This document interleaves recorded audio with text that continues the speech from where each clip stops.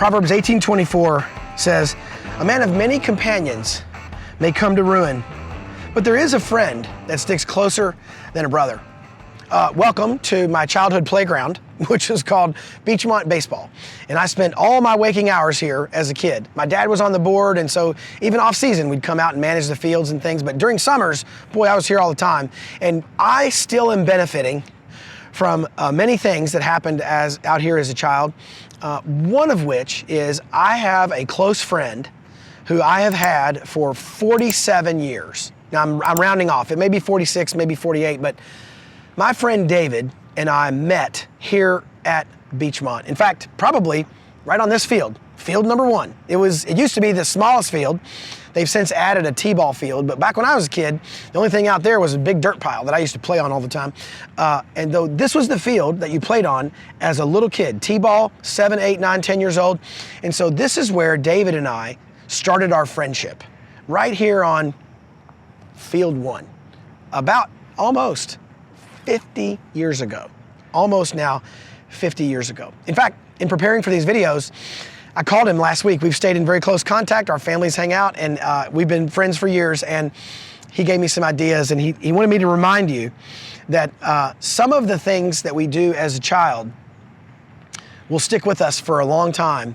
And one of those can be deep, deep friendships that we develop as a young kid. And so for me as a dad, I've benefited from this friendship for years, but what I'm trying to do in the lives of my children is encourage and cultivate and water the friendships that they're building as young men.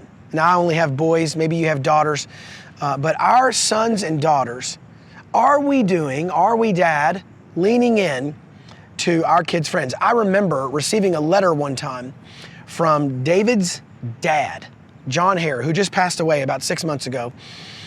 And John sent me a letter when I was in college, and the letter was thanking me for being David's friend. Man, I can still remember pieces of that letter. And that letter has been maybe 30 years ago when I got that letter. And here's the question we can wrestle with, dads. Are we looking into the lives of our children and concerning ourselves with their friendships? Do you know your children and who their best friend is right now?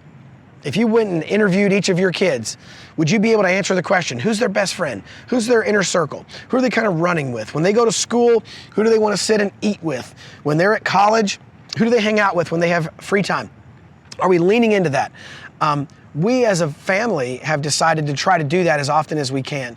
I remember a couple months ago, some of my son's friends came to Louisville and they spent the night at our house, and he's in college. And part of it is because I want to cultivate those friendships. I want to give them opportunities to connect, but also I want to be close to them. I want to know their friends. I want to know who they're running with.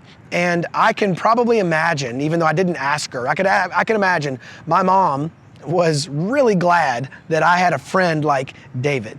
Even as a young boy, that I had a friend like that. So Dad, I have 2 questions for you to consider as we land here about friendships as it relates to your children, and we'll handle those in this week's mission.